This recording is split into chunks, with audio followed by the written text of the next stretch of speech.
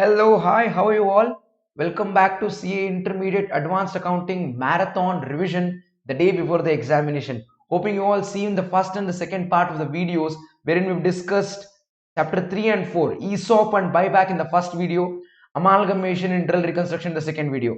And here we are in the third video wherein we are going to discuss right now the topic of liquidation followed with banking companies' financial statements. Hello. Before we go any further ahead, I have some announcement to all of you people. This is with regard to the flagship model of Unacademy, the iconic model, iconic subscription, which comes about with added features over and above your plus subscription. As we all know, the plus classes gives us access to live interactive classes, the recorded classes being available. You can watch it at any point of time at any speed. One subscription, all the lecturers or all the educators' notes as well as classes, and what do you say, the doubt solving sessions at regular intervals. We know these advantages of plus subscription. Iconic subscription comes with few added features like hard copy of the material being made available to you and at your doorstep especially. And you also get to take evaluated test series wherein your answers will be evaluated and you will be told as to where have you gone wrong. And you also get to take one-to-one mentoring and one-to-one doubt solving to enable you to do better in your examinations upcoming whenever you're taking it up. Yeah. So iconic subscription, as I just mentioned, gives you one-to-one live mentoring program. It gives you evaluated test series wherein the entire schedule of the test is previously pre-decided and it will be told to you as to what test for how many marks will be conducted in which month, and the intensity goes on increasing as we progress towards the examination month. Done. And the subscription price for iconic is 2583 per month, that is about 62,000 rupees for 24 months, 38,250 for 12 months, and 30,000 for 6 months. If in case you use the code YESHAS live, which is YESHASLIVE, YESHAS live, you get 10% off on the price that you see here on the screen. You can also take up Unacademy Foundation Plus Intermediate subscription. You can recommend this to be taken up for all those friends of yours or juniors of yours who are just venturing into the course of CA, who wants to pursue CA Foundation now and then go down to purchase or say venture perform and study CA Intermediate with Unacademy. So you can recommend them to take up. That comes at a cost of 66,000 for 24 months and 49,500 for 12 months. Under this subscription model, you can see both CA Foundation as well as CA Intermediate classes. So what are you waiting for? Download an Academy application today from the Play Store. Take up your subscription and use the code YESHAS Live, YESHASLIVE, and join us in the learning of 100% comprehensive syllabus in English. Yep, that's it, guys. Let's get back. Like I mentioned some time ago, in our advanced accounting marathon revision, which we've started in 4 parts. In the part 1, we finished discussing ESOP and buyback. Part 2, we've discussed amalgamation and internal reconstruction. And in this video, we will start with liquidation of companies. Yeah, chalo, let's start. 134. Liquidation of companies. This chapter, alongside with ESOP, buyback, amalgamation, and internal reconstruction, sums up to 33 to 38% of your examination marks in the question paper. This is as given by BOS Knowledge Portal. I am not making up these numbers. However, from the past analysis and trend, I can tell you it comes to 10 to 15 marks. So this is my expectation. It's come for 10, 10, 10, 5, 5, and in November 2020, it was 2 questions of 5 marks each. Yeah, what is going to happen in May 2022? You will tell me that. And I've also put in across 3 topics on which the questions will come in the exam. One is preparation of liquidator's final statement of account. The second one is preparation of statement of affairs. And the last part is computation of contribution from B-list contributors. One moment, guys. There's a pigeon venturing into the, how to say, a room by the window. Yeah.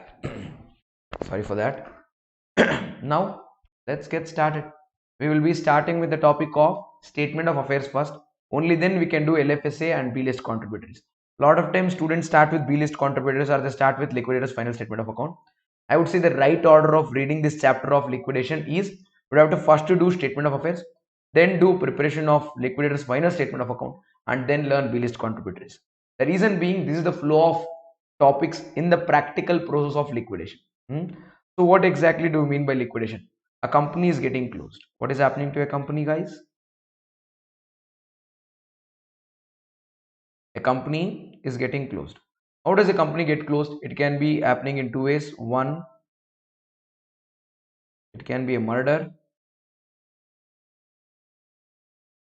or it can be a suicide. Murder in the case voluntary liquidation. Voluntarily, the company has decided to liquidate itself.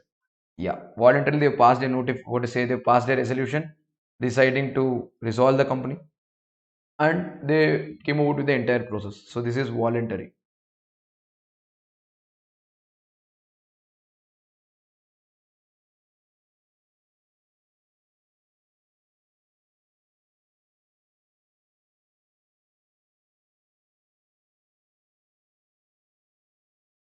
This is voluntary, and this is by order of court.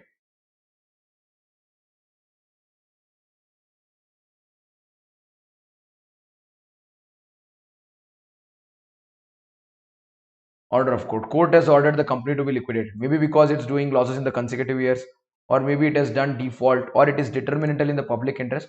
So in such cases, court can pass an order for liquidation of the company. And these are the two reasons why the company can go for liquidation. Either of the cases, the board has to decide. If voluntarily they're doing, board will conduct the meeting and then go to court. If the court orders, after they receive the court order, the company will go on to liquidation. So people whom you see here sitting and then talking are board of directors. Who are they? People who are board of the business. All the board of directors should sit and then draft a document. That is, how is the company going to be dissolved? What is the value at which assets are going to be sold? What is the value at which liabilities are going to be paid off? And then they need to come out with the entire scheme of liquidation. Yeah, this scheme of liquidation should be submitted to the court of law, and then the court of law will approve it. When the court of law approves it, then you are going to appoint a liquidator. This person is called as a liquidator. If it is voluntary liquidation, the company in the board resolution only can appoint the liquidator. If it is by order of court, court will decide. This guy will sell all the assets. Yeah, he will pay all the liabilities, and after that, whatever money is left, no, that money balance thing he'll pay to the shareholders. Yes, do you get this? So he will sell all the assets, pay all the liabilities, and that's it. Whatever money is there left over, he'll pay to the shareholders. So this is the entire process. In this process, the first draft document, which is filed by the board of directors to the court of law, along with the board resolution, is what we call a statement of affairs.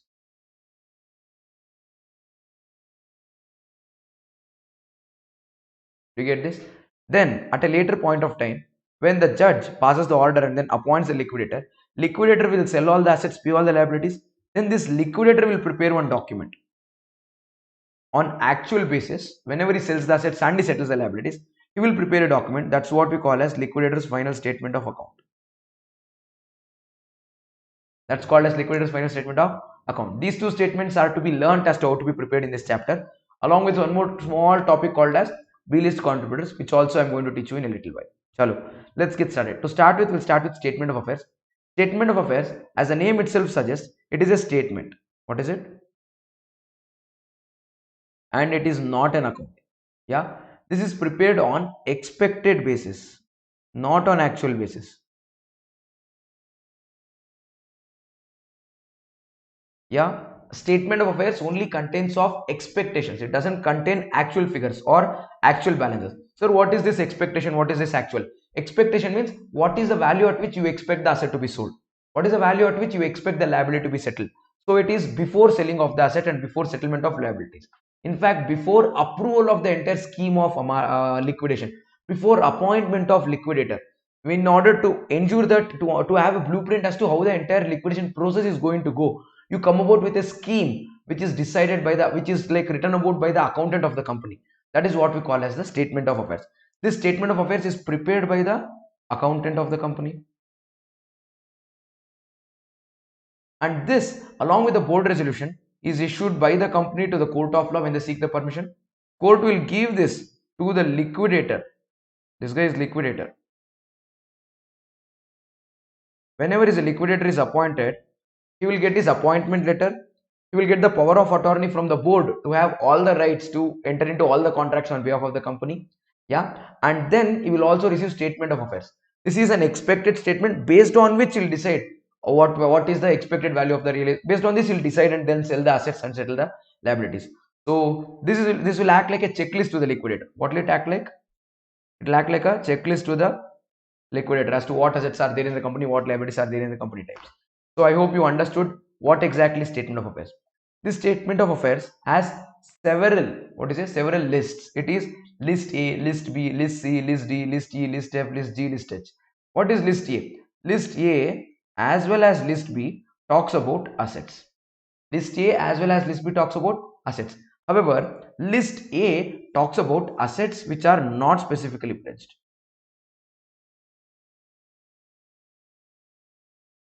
However, list B talks about assets which are specifically pledged.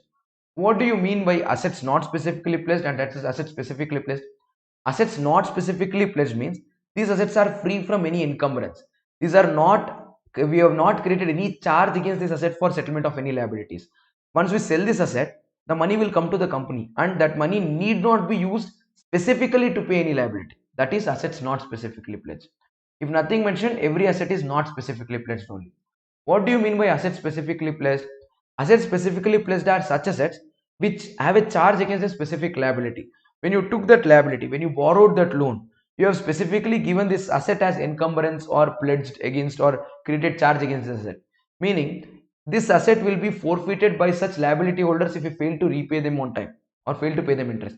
Or if you sell this asset, such proceeds from the sale of asset should first be used to settle this liability before we use this money for any other purpose or payment of any other liability. You guys get this? Then comes the third part. Third part is preferential creditors. This is preferential creditors. Before you start paying any other creditors or any other liabilities, you need to pay these creditors. So this is list C. In list C, there are three category of people who come. One is, this is like Nirmala Thai, like Nirmala Sitaraman madam. So this is finance minister. Sir, why did you put finance minister? This is for taxes. Okay, all the taxes that needs to be paid, yeah, comes under preferential creditors before debenture holders or any other liabilities. Then these are laborers. Any money payable to laborers towards their wages, gratuity, PF, leave encashment, bonus, anything. Yeah, laborers. And these are employees.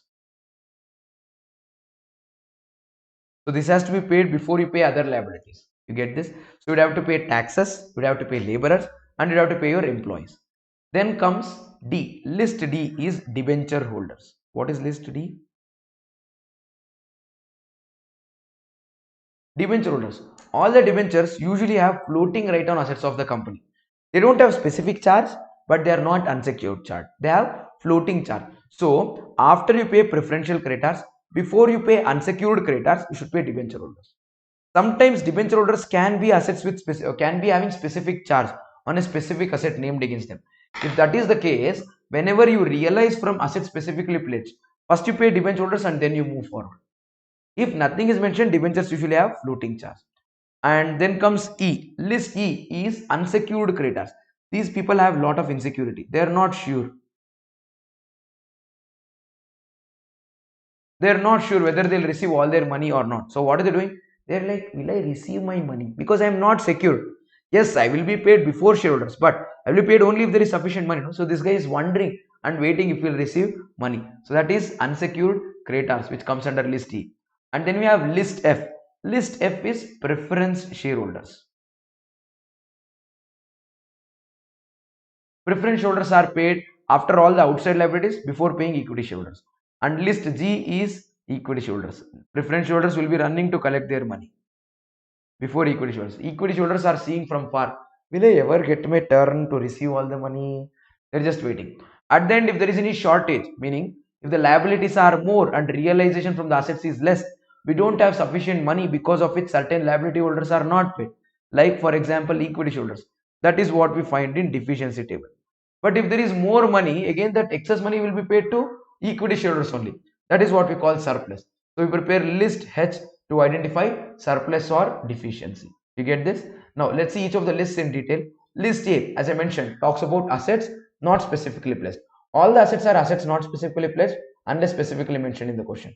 A and SP are those assets which don't have any specific charge on them. You get this? First and foremost item what needs to be remembered as A and SP is cash and bank balance. What is it? Cash and bank balance. So these assets not specifically pledged will also include calls in arrears, but we will not write calls in arrears in statement of affairs. We will write calls in arrears only in liquidator's final statement of account unless specifically mentioned in the question to include calls in arrears in A and SP. Got it? Fantastic. Then let's go to ASP, assets specifically placed. These assets are with us. We are using them, but the chavi, the key of this is with the liability holders. Meaning, if in case these assets are sold, the money should first be used to pay those liability holders, and only after that we can use it for any other purpose. So such assets are called as assets specifically placed. Whenever you realize money from assets specifically placed, you need to deduct the secured liability from this. If the money is still remaining in excess, that will be used to pay our preferential creditors and other liabilities.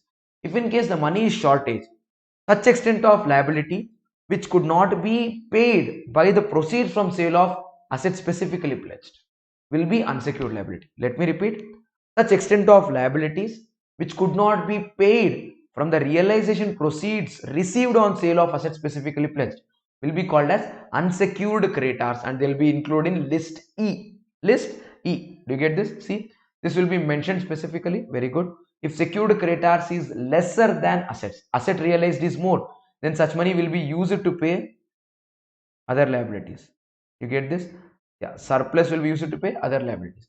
However, if secured creditors is more than the value of assets, creditors itself is more and the value of the asset is less, then what do we do? Then it turns out to become unsecured liability and it will be added to list E. Got it, guys? I hope everyone understood this part, list B. Now chalo, let's go to list C.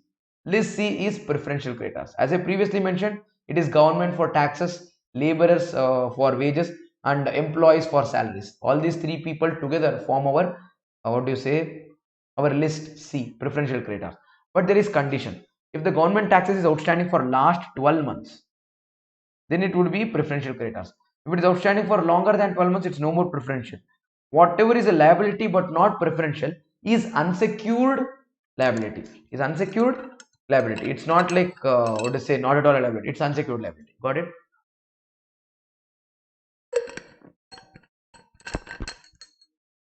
Then employees and workmen in compensation or whatever you need to pay to wages and laborers and employees. No, not all of it is preferential creditors. It is preferential creditors only if it belongs to 4 months within the last 12 months. If it pertains to more than 4 months within the 12 months, or if it pertains to a period before 12 months, then it is no more a preferential creditor. It will become an unsecured creditor and come in list E. Done. And if any other amount is payable by way of leave compensation, ESI, gratuity, PF, any other thing, that amount to the full extent will be a preferential creditor. You get this? Yes, according to the definition, preferential creditors will include liquidators remuneration and liquidators commission, but liquidators remuneration and commission will not come in statement of affairs because liquidator is not yet appointed. When statement of affairs is prepared, liquidator is not appointed, liquidator's commission or remuneration is not decided. After the statement of affairs is prepared and board resolution is passed against the same, then this board resolution along with the statement of affairs is filed with the court of law as well as the registrar. Then the liquidator is appointed, he will get power of attorney, date of letter of appointment and statement of affairs, then he will charge his commission. You get this? So that is the reason why though liquidator's remuneration as well as commission and liquidation expenses are part of preferential creditors, it is not written in statement of affairs. Yeah, I hope now you appreciate the fact as to why is it the order is very important. Order of things, whatever I'm telling, is very important. Chalo, let's get going. Then we have list D, which talks about debenture holders with floating charge. If debenture holders have fixed charge and they have secured with a specific mention of against liability, or if they have a secured charge against a specific asset, then such debenture holders will not come in list D. They will be written in list B as deduction from the realization from asset specifically placed. The reason where it comes in list D is they have floating charge on all the assets. Yeah. Sir, how do we get to know if it is floating charge or fixed charge? If it is fixed charge on any specific asset, it should be mentioned in the question. Why? It is disclosure requirement as per schedule 3. It will be mentioned in the question. If it is not mentioned, then we'll take it as debentures with floating charge. Debentures with floating charge will come in list E. So debentures having floating charge on all the assets. You get this? Other than those with specific charge. Yeah. What and all are you supposed to pay to these debenture holders? You are supposed to pay them their face value of debentures, supposed to pay them interest till not the date of liquidation, till the date of redemption. Now assume that the liquidation order is passed on 1st of May, but the payment is made to debenture holders on 1st of July. For the month of May and June, debenture holders can still claim the interest on such debentures. You get this? Till the date of redemption, and if there is any premium or redemption promised at the time of issue of such debentures, such premium also can be asked by the debenture holder. So this is the amount of money that needs to be paid to debenture holders. Got it, everyone? Fantastic. Let's now go to list E. List E is unsecured creditors. What is list E? Unsecured creditors. These are the creditors who are neither preferential nor secured. Yeah, preferential creditors, I would say the taxes, salaries and wages, to the extent not preferential, is unsecured creditors.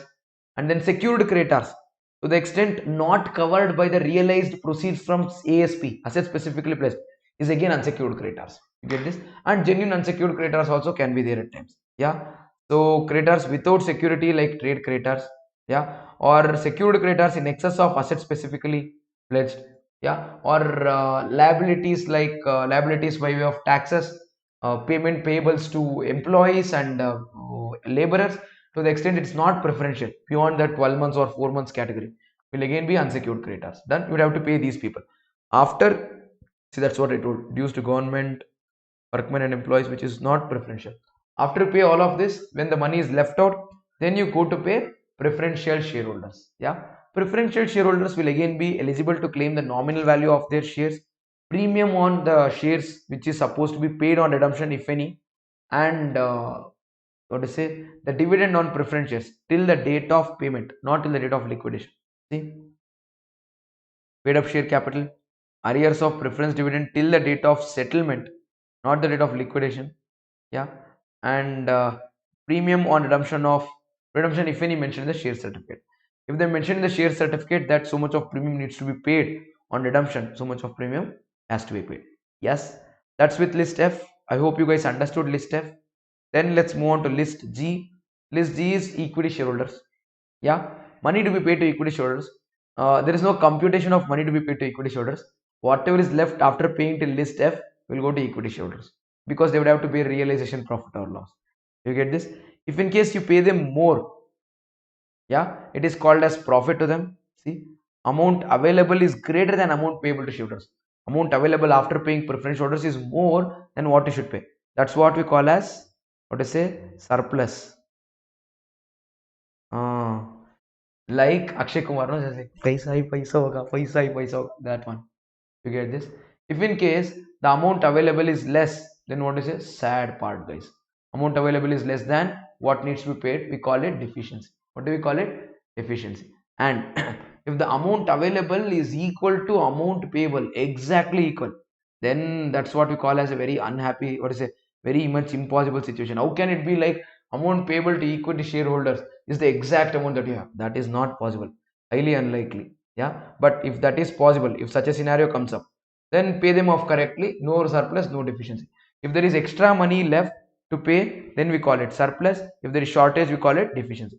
And at then we prepare list H, deficiency table. Whatever surplus or deficiency that we compute here in, what to say, list G, that should match with the list H ka computation. Yeah, once it matches, it's all right. If not, something is wrong. So how do we get data in list H? List H deficiency or surplus is basically like realization profit or loss.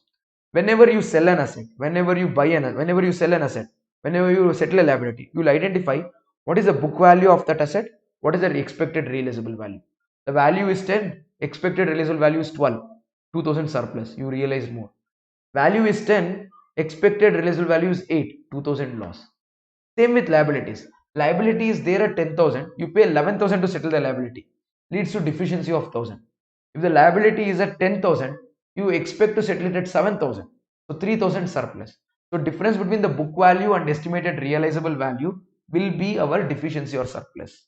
Let me repeat, difference between the book value and the estimated realizable value will be our deficiency or surplus. You can go ahead with that, and that, my friends, will give you deficiency or surplus.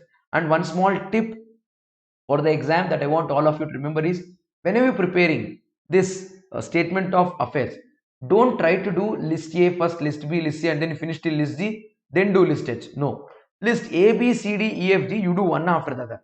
But list H, keep it open in the beginning only.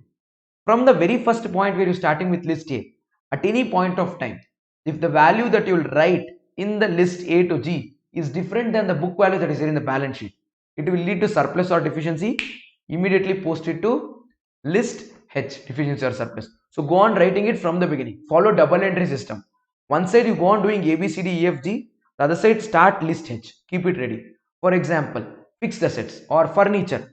Book value is 10,000. Estimated realizable value 11,000. In your assets not specifically placed, you write book value on the left and then you write asset name and then you write 11,000. That 1,000 extra you are realizing, that 1,000 is surplus. Immediately write it in deficiency statement. Next, there is one more asset, plant and machinery. Book value 25,000, realizable 23. 25,000, book value 23,000, realizable value 2,000, you are not going to receive. That difference of 2,000 will lead to deficiency. Write it immediately in the deficiency statement as deficiency 2,000. Surplus you deduct, deficiency you add, that's why you have a deficiency. And another important point is lot of them mug up the format of list H. Don't do it. So then what about that losses? Simple. That losses will appear on the asset side of the balance sheet. Such amount zero realizable value. There is accumulated losses of 18,000 which has realizable value to be zero. So entire 18,000 is deficiency. So that's the reason why we start with accumulated losses in the beginning of our deficiency statement. So my humble request is don't try to mug up the format of deficiency or surplus list H. You can easily identify it logically and then do it and you still get full marks, and then that's the beauty, not mugging up. Yeah,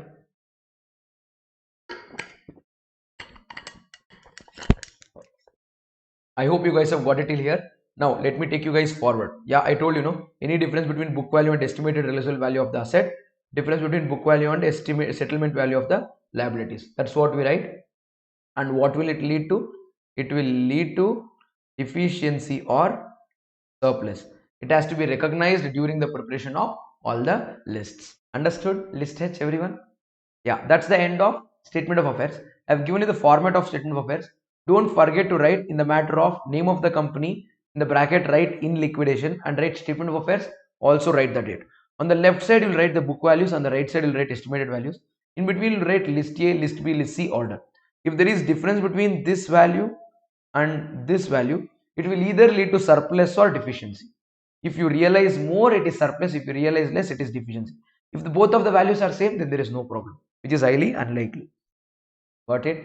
Yeah. So after list A, as I just mentioned, you will go to list B, ASP. From the realization of ASP, you will deduct the secured creditors and then write only the difference amount. Yeah. If there is excess money, it will go to here surplus from ASP sold. If there is shortage, then that portion of liability will become unsecured creditor in list E. Then you compute summary as to how much money was realized from assets not specifically placed and how much surplus is remaining from ASP to pay liabilities. Now using this money, first you pay preferential creditors, list C, and then after that you pay list D, debenture holders. Then again amount available, from that you pay list E, unsecured creditors, including that ASP to the extent no more secured. Then you pay preference shareholders. After that you pay equity shareholders. Finally you arrive at surplus or deficiency. This surplus or deficiency, whatever you have here, has to be justified. Why is there surplus or why is there deficiency? Was an asset sold at a higher price? Was a liability settled at a shorter price? Or vice versa? You need to justify the same. So you need to write the reasons for surplus or deficiency creation. This statement you are going to prepare under double entry system, like I mentioned some time ago. And this figure as well as this figure should match.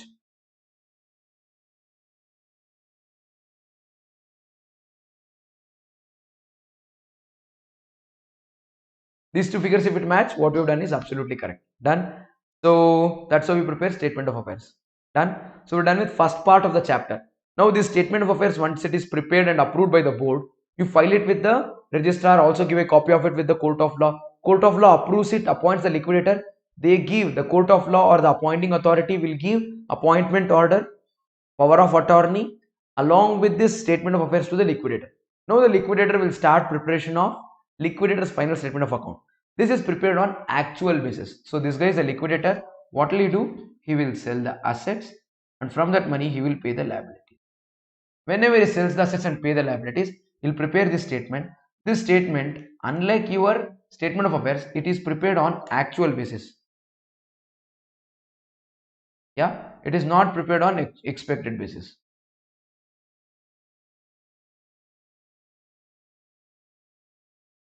Expected basis means this might be sold at this value, this might realize this value. No, it is prepared on actual basis. Literally, when you sell the asset, you would make the entry in this liquidator's final statement of account.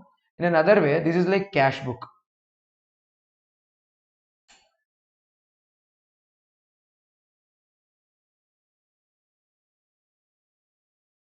like cash book maintained by liquidator. In fact, this is the cash book maintained by liquidator to understand how much money is received, how much money is paid to whom and how. Done? Fantastic. Chalo. Let's go ahead and then see. So as I told you that this is like a cash book, there will be two sides to it. Debit side, credit side? No. Receipt side, payment side. So this is what we call as receipt side.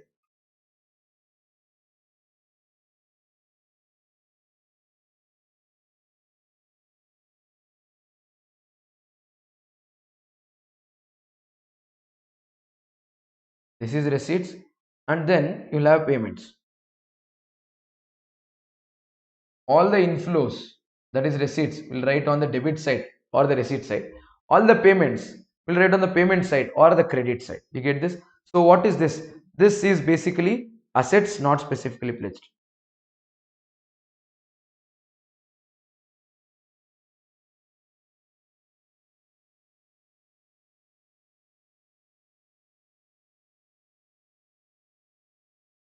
Exam, no?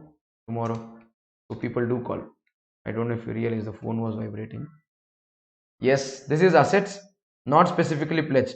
You'll first write that money which is from assets specifically pledged, not specifically pledged. Then you will write here assets specifically pledged. And from this assets specifically pledged, we will do less secured creditors.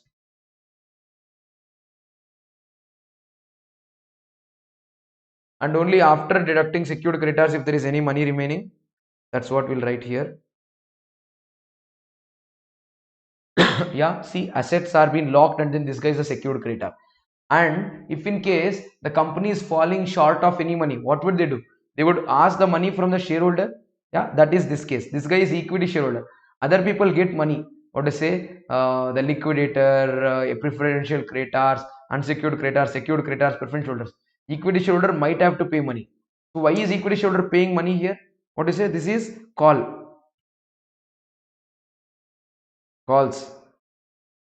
from shareholders. Even if there is shortage of money to pay to preference shareholders, no, what would the company do? The company would call for the balance of the uncalled money from the equity shareholders, use that money to pay the preferential shareholders. Got it?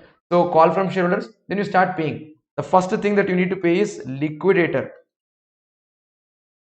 remuneration and expenses. All the liquidator, so all the services given by the liquidator will come at a cost. You need to pay him remuneration for the same along with expenses. That will be paid first. After you pay that, you will pay preferential creditors. You know preferential creditors? Taxes, laborers as well as employees. Then you pay debenture holders. And I already told you, if the debenture holders are secured, then you won't write it here, you will deduct it here under secured creditors. After you pay debenture holders, what do? Then you pay unsecured creditors.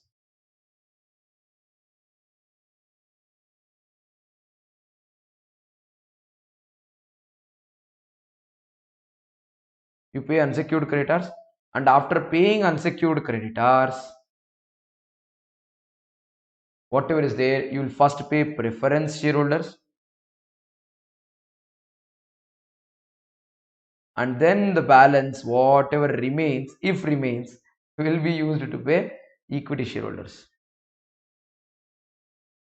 Yeah, done. So this is how your LFSA will look. LFSA, 2 points of difference. Number one, this is on actual basis, not on expected basis. This is prepared by the liquidator, not the accountant. LFSA will include liquidator's remuneration and expenses which are supposed to be paid before any other liability. That's the point of difference between LFSA and statement of affairs. And obviously the presentation is different. This is like a cash book, that is more like a schedule, list.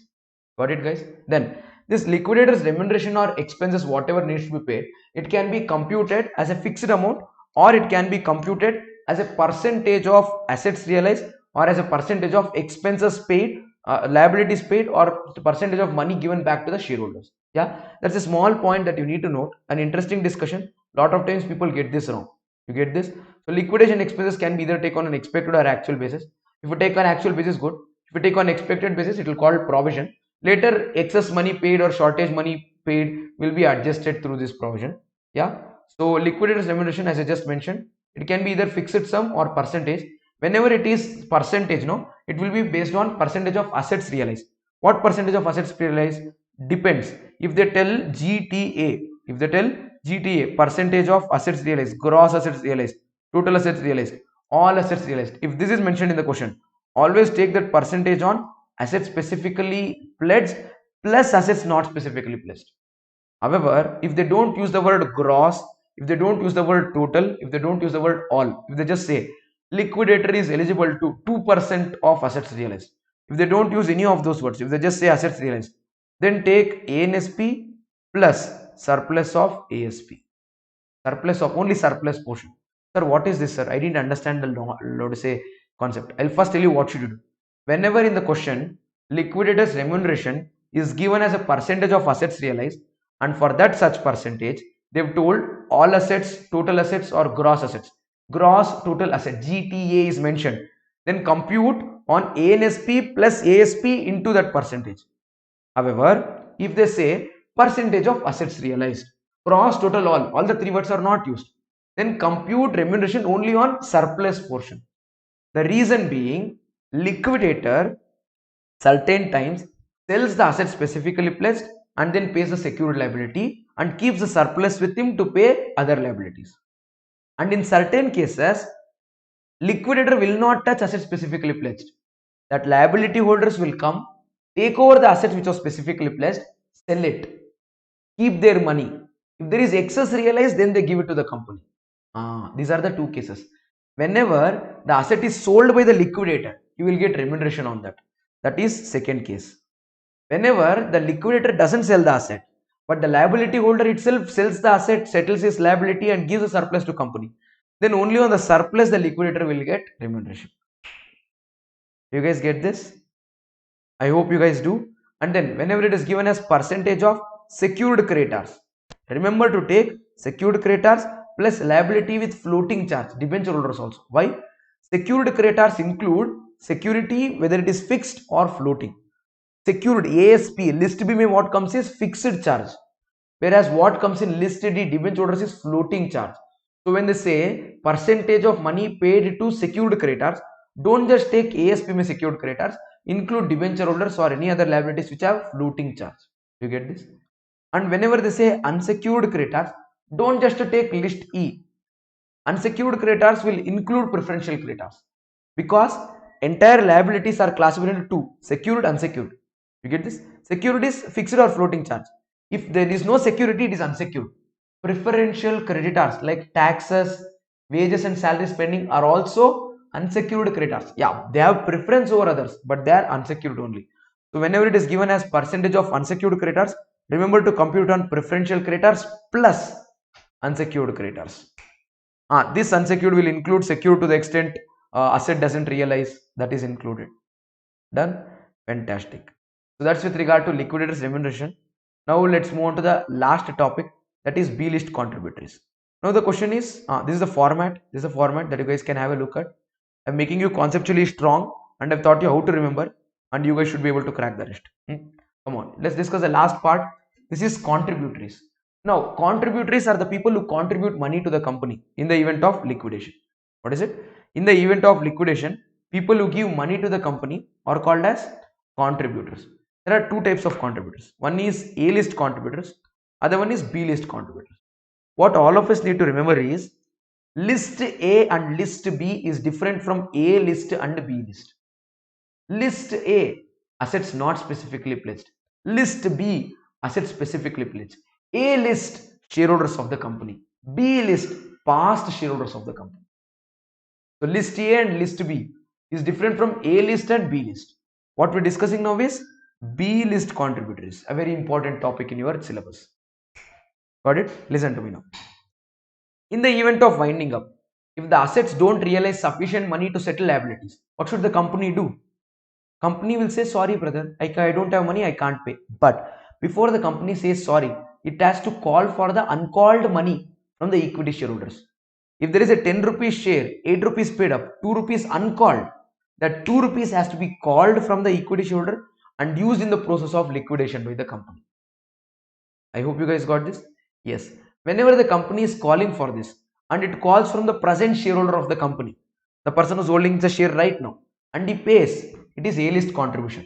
However, certain cases may the person who's holding the share on the date of liquidation is a person who is insolvent or he doesn't have money to pay. Is it possible? Definitely possible. In such case, what will the company do? Company will let it go. It's like shareholder doesn't have money, what to do? But this might be a possibility that a shareholder who had a share of rupees 10 against which 8 rupees was paid up somewhere understood the fact that the company is going for winding up, and he knew that if he holds the share till the date of winding up, he might have to pay 2 rupees. You know what did he do? Just sometime before the date of liquidation order, he gave the shares as gift to the beggar, or he gave the shares as gift to a relative who is not rich, or he transferred it to the name of a person who doesn't have money, insolvency, as a safety measure, not for consideration. Free may transferred. Why? That shares what he held is not an asset, but it's a liability. So he transferred it to another person for him to hold, so that on the date of liquidation, when the company asks for money, that guy doesn't have money, company can't ask you money because you are not the owner of the share. This smart thing is not possible. Yeah, whenever the present shareholder doesn't contribute, company will see if the shares are transferred to this present shareholder within 12 months from the date of liquidation order. If the liquidation order, assume that the liquidation order is passed today, 23rd of May 2022.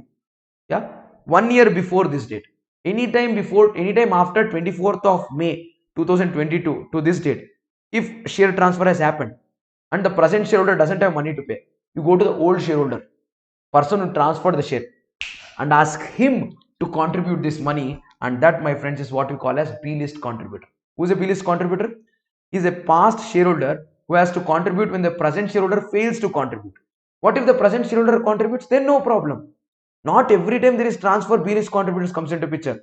B-list contributors comes into picture only when the present shareholder fails to contribute, and the transfer of the shares has happened within 12 months from the date of liquidation. See, will be made liable only if it's a partly paid up share and transfer within 1 year from the date of winding up.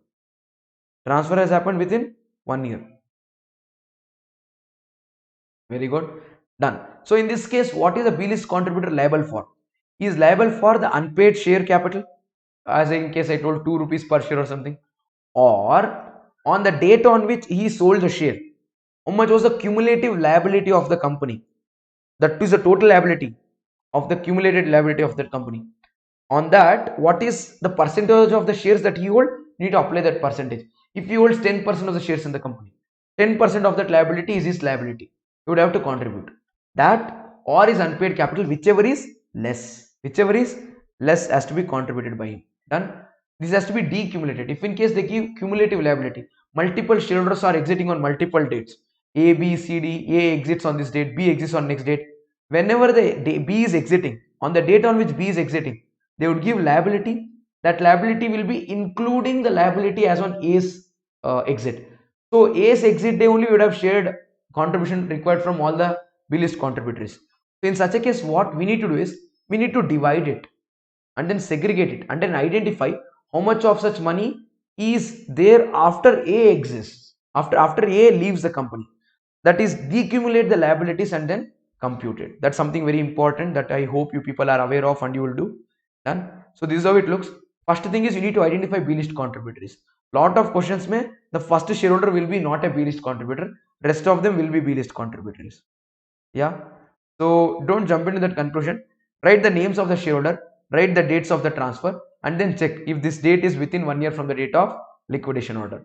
If it is, then yes. If it is, if not, then no. So based on that, you will identify B-list contributors. Then what do you do? Write all the names of the B-list contributors, write the number of shares, write the decumulated liabilities, share it to them in the percentage of holding that they have. Yeah. Then you will identify the proportionate share in liability. Below that, write the unpaid portion of the shares. Whichever is less is the amount that they should contribute to the company. I hope you guys understood this. Yeah, fantastic. By this, we have successfully completed the topic of liquidation. You guys can go ahead and then solve few problems on this topic. Yeah, I've shared all the important questions from the past RTP, MTP, and examination on this chapter.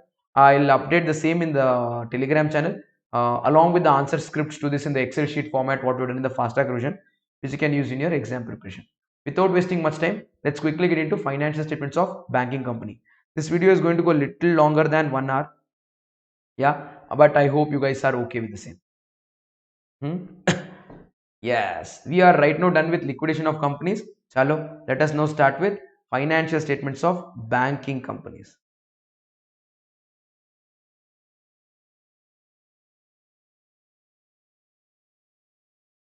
Shall we, guys?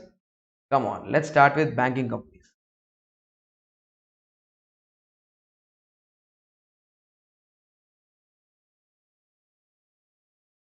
There we go. Financial statements of banking companies.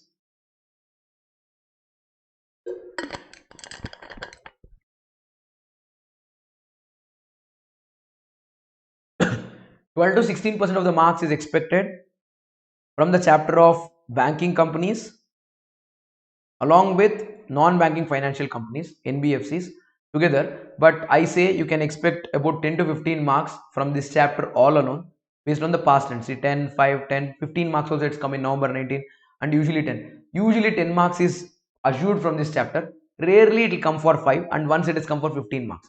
So how many marks will it come for in May 2022 examination? That you guys would have to write the exam and then tell me. Please do comment to this video and then let me know as to how beneficial was this YouTube lecture the day before marathon to you people, which I plan to do about in 4 hours time. Yeah, after write your exam and come down, not necessarily tomorrow, maybe after you finish your 4 papers of group 2. Please do let me know, that help me do a lot more, because I'm planning to do a lot more, a little longer marathon for the next attempt and group 1 marathon for the next attempt. This is 4 hours, so I thought next time I'll do about 10 hours one, wherein I solve one problem on each of the concepts.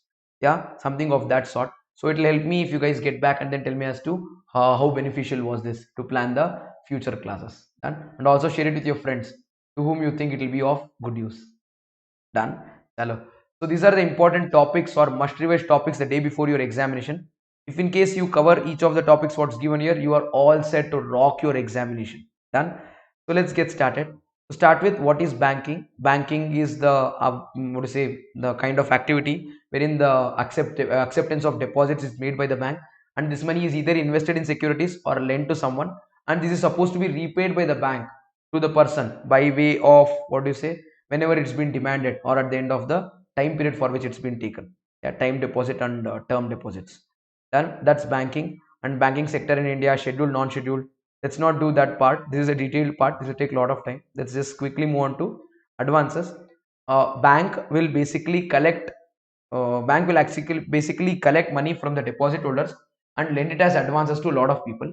Whenever the bank lends this money to other people as advance, it can be categorized into two. Number one is agricultural advance. Number two is non-agricultural advance. Whenever the reason for which the money is taken is to do agricultural business, it is called as agriculture. Other than that, it's called as non-agricultural advance. Whenever the money is lent to a farmer for agricultural advance and the interest is repaid on time, no problem.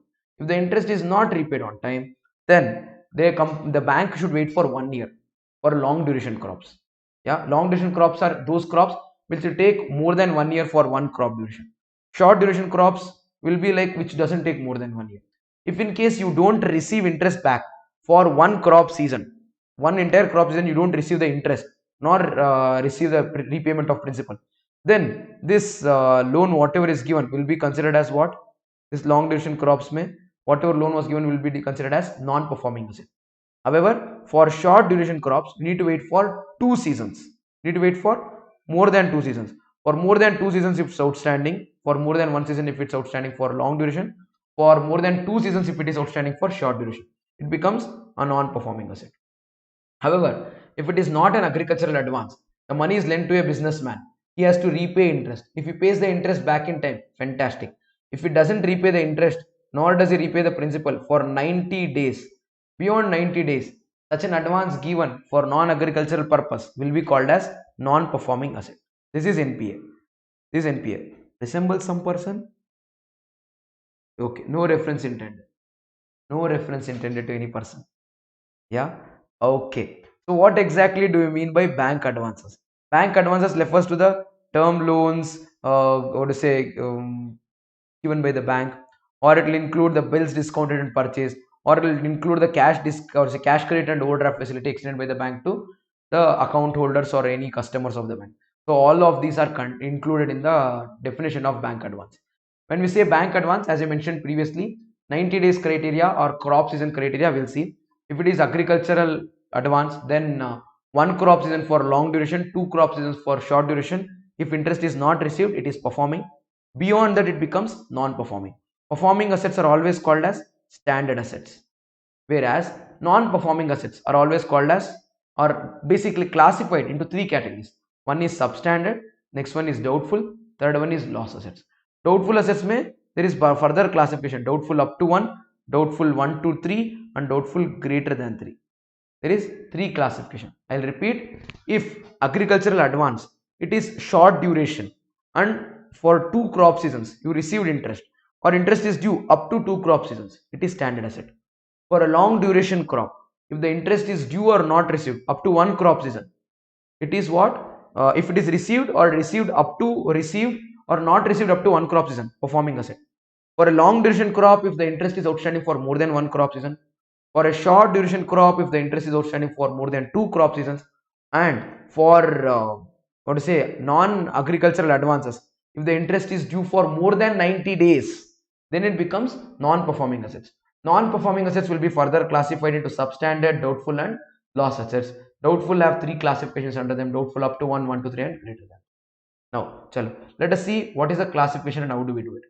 Firstly, when the interest is received on time,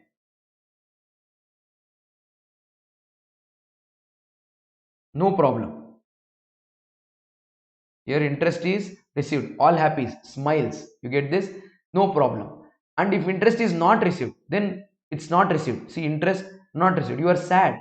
But okay, up to 90 days in case of non-agricultural advance, up to one crop season in the case of long duration, up to two crop seasons in the case of short duration crop, it will still be called as performing asset.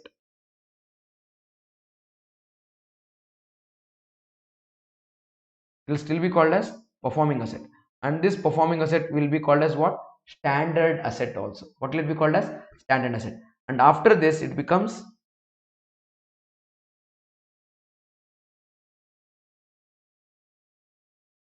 it is called as non-performing asset. Okay, for this time it is performing asset, it is also standard asset. And here, once it is ceases to be standard asset, that is interest outstanding for more than 90 days or one or two crop seasons, for the next 12 months it will be called as substandard asset. For the next 12 months it will be called as substandard asset.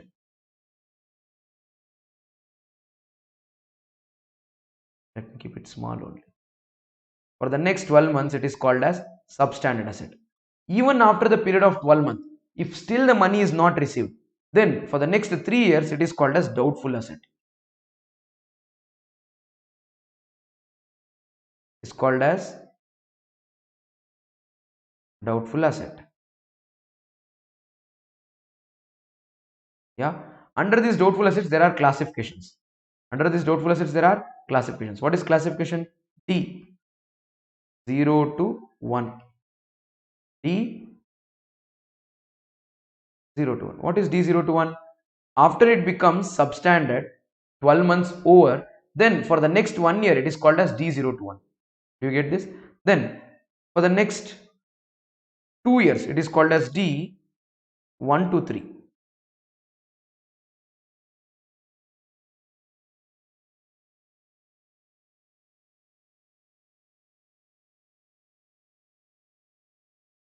Called as D 1 to 3. After this 2 years term, it will be called as D greater than 3. It is doubtful, and it's doubtful for more than 3 years now. And after this point, it being doubtful for greater than 3 years, and this is the point where it will become loss asset. At one point, after it being doubtful for more than 3 years, it will be considered as loss asset. You guys get this? Lot of places you would have seen lot of tables have given you a flow chart, or to say timeline, to understand how exactly does the journey of an advance go from performing asset to non-performing asset.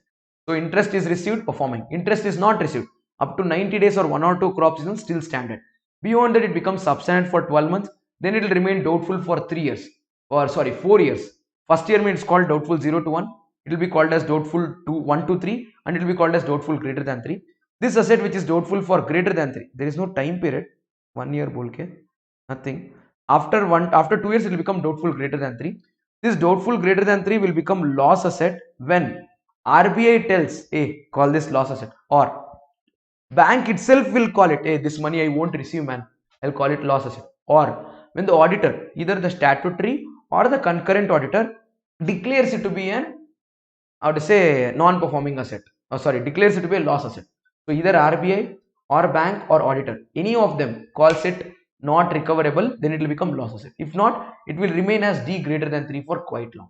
Now, why do we classify these assets into these categories and all? Number one, to let us understand when to recognize the income. Number two, to identify the provisioning rates for these. Yeah, and this is the order of the chapters. Yeah, in this chapter, you would have to first start with this performing, non-performing classification. Only then you can go forward. You cannot straight away jump onto any other part. Yeah, I hope you'll remember this. Hello, let us go forward. Now, when do we call it a loss asset? I mentioned to you before, either the bank or the auditor, may it be concurrent auditor or statutory auditor or RBI, any one of them declare this doubtful asset for greater than 3 years as loss asset, or even way before it becoming doubtful greater than 3. No, straight away RBI or auditor or bank itself can say, no, this is loss asset. Pakka, against this money we will not receive only. They can decide and declare. I hope you guys got this. Yes, very nice. That's when we call it a loss asset. And income recognition. How do we recognize the income against a specific advance? That is interest income on a specific advance. If it is a performing asset, we will go by accrual basis. If it is a non-performing asset, we will go by actual basis. Accrual basis means whether you receive or you don't receive, we don't care. We earned it, we will record it. Income is recorded even when it is not received. By accrual basis. Record the transaction as and when it happens, not merely when it is affected in cash. However, when it is non-performing asset, they have not paid interest on time, we are somewhere skeptical about receipt, we are doubtful about they paying us money, then what do? We will not go by accrual, we will go by actual basis, or what we call cash basis. We will record the income only and only when it is received. Even if it is earned but not received, we will not record. Sir, I have earned it, sir, but I have not received. Don't record such income. Why? There is no possibility of receiving. He has not paid old interest. How do you expect him to pay future interest? You get this? So, for performing assets, we go by actual basis. For non-performing assets, we go by cash basis. I hope you guys understood. Hello, let's go forward. Provision percentages for performing assets. Yeah, 90 days criteria. We create for agriculture and SME 0.25%. For commercial real estate, if it is residential 0.75%, if it is other commercial real estate 1%, if it is housing loan at lesser rate 2%. For other loans and advances 0.4%. This is for standard assets. Yeah, then for substandard assets, what should we know? For substandard assets are which are no more standard. That 90 days, one crop season, two crop season is over. Do you get this? Then if it is secured 15%, if it is unsecured, it is usually 25%. If it is relating to infrastructure, then 20% loan. 20% is the provision. And for non-performing assets which are greater than 12 months, then what do? Doubtful assets, if it is unsecured portion 100%, if it is secured portion, then we see if it is doubtful up to 1 to 3 or greater than 3. If it is doubtful up to 1, 25%, doubtful 1 to 3, 40%, doubtful greater than 3, 100%. Yeah, how do we identify secured or unsecured portion? They will give the realizable value of the security. We will deduct the realizable value of the security from the advance. Whatever is remaining is unsecured. If the realizable value of the security is equal to or more than the advance, then the asset is fully secured. Do you guys get this? That's how we compute provision for doubtful assets. For loss assets, 100%. Loss assets 100%. This percentages you would have to remember it. You would have to familiarize yourself with this and then mug up and then remember. Yeah, can't really help. But usually this 25, 40, 100 is easy to remember. And here it is 0.4. See, 0.25. And in this they won't ask these many. Usually it will be only this other loans and advances and 0.4% only. This remember 1%, 2% and then 0.75%. Very rarely asked, but can be asked sometimes. Yeah. So keep yourself familiarized with these figures and these percentages. Questions can come up in the examination. Done. Then chalo, let's go to the next part. Certain cases may, when the loans are supposed to be given or advances are supposed to be given by the bank to somebody, bank will be little skeptical to give because the business to which the bank is giving loan is very risky.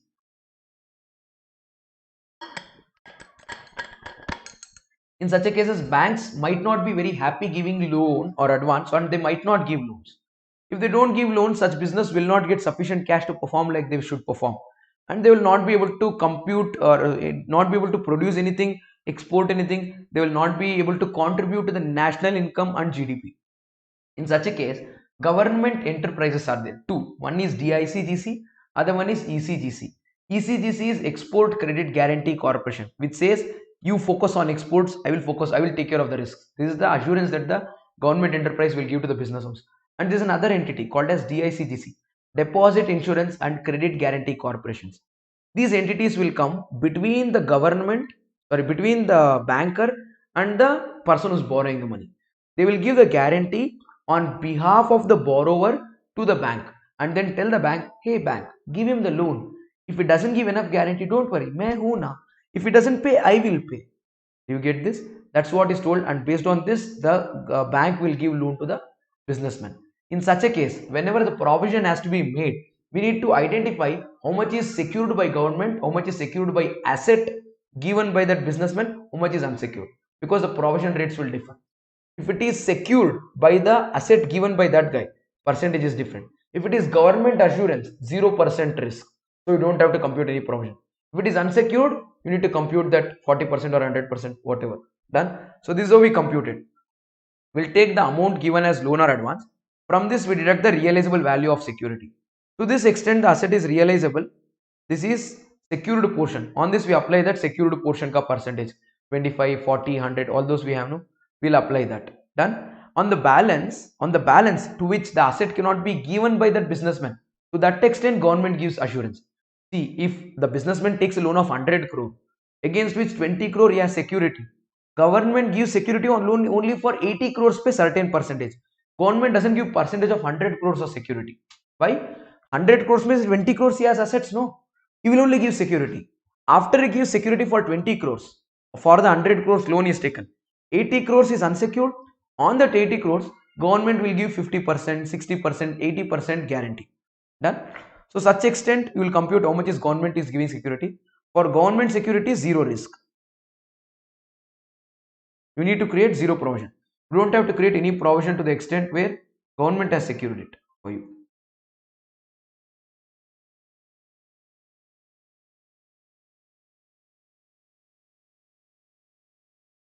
Because it is government no securing it to you. So you don't have to compute any provision on this part. And asset is also not there, government is also not giving security. Then whatever remains is what? Unsecured portion. On that we'll compute our unsecured portion ka percentage, as we all know. Got it, guys? So this is how we compute when ECGC and DICGC cover is there against any specific liability. Next thing we have accounting for bills of exchange. How to account for bills of exchange and how to go about with what to say when the bills have been endorsed, when the bills have been financial, what to say, whenever there is financial service given, operating service and guarantee services. And we also need to discuss the financial statements, CRR, SLR. By that we'll end our chapter of banking. After this we have NBFC consolidation and partnership. I think I've finished up an hour by now. Let's call it an tata babi and then adios amigos to this particular video. I'll see you in the fourth part wherein we will do the rest of the things. Yes, it will be a little rushed and you people did expect it, isn't it? In a 4-hour video, if you expect 100% concept revision, it will be a little bit of rush, and I might take it a little over 4 hours also, maybe over 20 minutes or something. I hope you guys don't mind about the same. That's it. Remember, life is not a battle to be struggling, it's a game to be enjoyed. Till the time you guys are learning something, you're having fun, it's all good. The day you guys either stop learning something new or stop having fun, trust me, you might start struggling because you might be in a battle. The thumb rule to stay happy is pretty simple. It is to stay in the game. So for one last time on this day, I have just one simple question to all of you. Are we in the game? I hope it's a yes that we are in the game. See you all in part 4 for advanced accounting marathon revision, wherein we'll finish banking, NBFC, do consolidation as well as partnership. Consolidation we can't discuss in detail. I'm going to tell you important points to remember. Same is the case with regard to partnership account. That's it, guys. Bye bye. Take care. See you in the next one.